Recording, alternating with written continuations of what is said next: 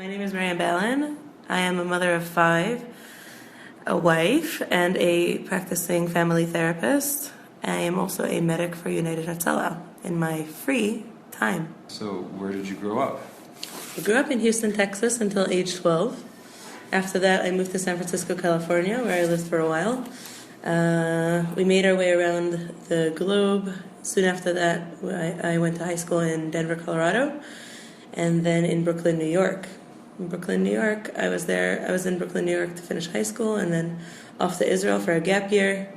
And then I got married and moved to Australia, from which we made Aliyah to Israel. And what do you do? I do a lot of things. What don't I do? That's a good question. What do I do as a formal job? I'm a family therapist. What do I do on the side? I have many side interests, one of them obviously being a medic. In addition to that, I have a side interest in putting people together, not as a formal shadchan, but just introducing people to each other. I also love hosting and having people around my table and meeting people and hearing their stories. And I like being involved in different community work that we can hopefully help our community and make things run better and more smoothly. And I also like to help my husband because he has a lot on his plate as a doctor. And be a mom, obviously. How did you become a United Hatzalah volunteer? Our neighborhood was lacking volunteers in general because of the fact that it is full of Americans, and the Americans come and go. So we would train in people, United Hatzalah would train in people, and then they would go back to America and they would be left with no responders. So they needed to do a course, and they included in that course 6 women who've completed the course and were interested in pursuing actually being volunteers and responders. Why did you become a United Hatzalah volunteer? I was a Hatzalah dispatcher for 3 years in Australia. I took calls in the middle of everything that I was doing, being that our hotline went to a cell phone that I carried with me all the time. That included on the car, on the road, in the shower, wherever I was, that phone was. So I was involved in Hatzalah heavily already, but as a moked, not as an actual responder. My husband has been a medic for many years. He started with Magen David Adom when he was a teenager. He went through the Intifada, witnessing many different terrorist attacks, unfortunately. He continued with Hatzalah in Australia, in Sydney, and then he joined Hatzalah here as well. He's also a doctor and an ALS responder. And I guess I've seen for many years now the work that's done, and it's I've always been a bit envious that other people were able to contribute to helping people medically, and I wasn't included in that, so I felt that it's time to get in on the action. Wow. And what do you love about being a United Hatzalah volunteer? What do I love about being a Hatzalah volunteer?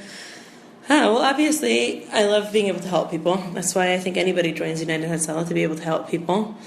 I love having the knowledge under my belt as a mother, as a community member, in case I'm ever needed or called upon to be able to help my own children or other people's children or other community members. The adrenaline is always nice, having something exciting to be able to do on the side instead of getting stuck in the road of daily activities and life in general. And I love hearing the feedback at the end of having treated a patient, when they come back to you and they tell you how that helped and how they recovered and how you were a big part of that. I think that's what gives you the biggest satisfaction. And what do you find challenging about being a United Hatzalah volunteer? Well, I guess my circumstances are a little bit extra challenging because I am a mother and a wife and work like all the other Hatzalah volunteers as well, but I have to fit it in to where the little spaces of time that I have. So it's definitely challenging to fit it in. But the other challenges involve, I guess, the psychological impact of seeing different people in need, different people in stress or hurt, and having to get my head around that and be able to focus on the task at large, which is really just helping them get better and be okay. So it's definitely a bit of a juggle. And can you tell me the story of the most recent call that you answered? Most recent call I answered was last night. I was out on a little date with my husband, and as we were coming home, as we were pulling into our spot outside my house, we got a call that down the block from us there was a very large car accident. So we went there. We were there second. My husband and I pulled out our gear, him ALS, me BLS. We approached the cars, which were both totaled. So we assumed that we were going to have some very unfortunate patients to be treating, but God made a miracle, and we got to the cars, and both of the cars had a patient inside that seemed pretty much untouched, and we were able to just help them mentally be able to come down from the experience and to be able to organize the details and technicalities between the two of them. And we did not have to treat them medically at all, which was rare and really unbelievable. Wow. And how does it feel when you are putting on the orange vest to go on a call? As a medic, it feels great because I have the credentials that I need to be able to go help people. As a woman, it feels great because I get an extra feeling of accomplishment when I put on the orange vest, because it doesn't just represent being a medic, but it represents being a first cohort of women involved as well here in Jerusalem. And tell me about some of the interesting people you have met while volunteering for United Hatzalah. Something that happens on a regular basis now is I go on a call, especially to elderly people, and firstly to see their homes and what they've been through and the story of their life and the accomplishments that they've obviously had it's very humbling to see. But what's been very interesting is to have come across many of my husband's patients on Hatzalah calls as patients in their own homes, and to have them see my name or hear my name and ask me if I'm related to Dr. Ballin, and then them tell me that they are his patients, and for them to tell me a bit about how wonderful it is to be under his care medically.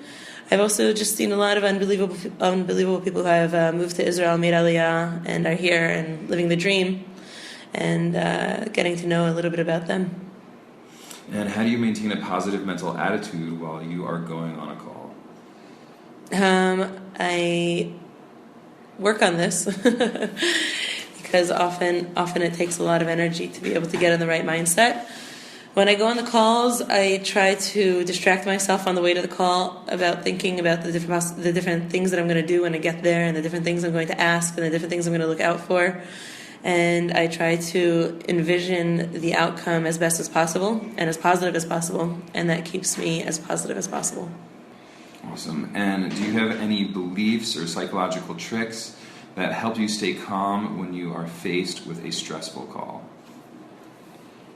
Psychological tricks. Well, when I go to calls where there are children involved, as a mother, and I'm sure other people feel as parents all the time, it gets very personal because you're seeing children the same ages as your children.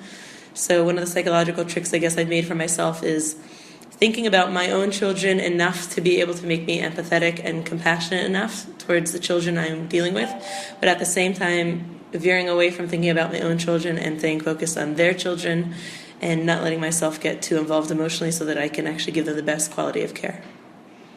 And besides physically helping the people you respond to, what do you do psychologically to help them? I always give people hugs. I'm known as the hug lady.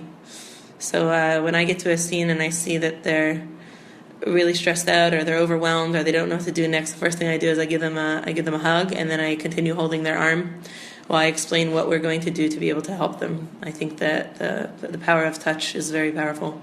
Mm-hmm. And what about how you use your voice or things like that? My voice? I try to stay as calm as possible despite how challenging it may be. I try to talk to them calmly and clearly in their own language and try to explain everything that I do, because I find that medics often can just get into it without explaining what's going on, and that can be very overwhelming and confronting for people, because we go on calls all the time, but they don't have calls all the time to their home, so they're not as familiar with the process as we are. That little bit of extra emotional support and explaining things does a lot for them. It goes a far way. Can you please share a story about one of your most exciting, meaningful calls? One? Definitely my most meaningful call was delivering a baby recently in the neighborhood of Nachlaot, to a young family where I happened to be nearby, and I got the call, and the woman had felt that she would be able to get to the hospital, but obviously God had other plans, and she had called an ambulance and she had called Hatzalah. I got there. There were a few men outside. When they saw a woman come on board, they left, and they allowed me to take things in my own hands, which I was nervous about, but also excited about. And to be able to be there and witness the birth of a baby and to be able to contribute to that and making sure that it went smoothly and that the woman was calm and that things were done safely and as well as possible was really an unbelievable experience. And how do your friends and family respond to your activities as a United Hatzalah volunteer? So my family used to have to just put up with my husband being part of Hatzalah, and now they have to put up with me being part of Hatzalah as well. And it was always a really good cop-out for him because he could just say, oh, got a Hatzalah call, gotta go. And now I can do the same thing, so ha ha ha. They are they have mixed emotions about it. My immediate family, meaning my children, obviously have to sometimes wait a bit while we go out and we do what we have to do and come back, and that can sometimes be trying, although they're young, and so we're able to distract them with different things in the meantime. My family at large, meaning my parents and brothers and sisters and all of them, think on the one hand that it's amazing and on the other hand that we're crazy. So we juggle expressing to them how much it means to us and how much we're contributing to get them to continue supporting us. And how does being a United Hatzalah volunteer change how you feel when you're walking down the street?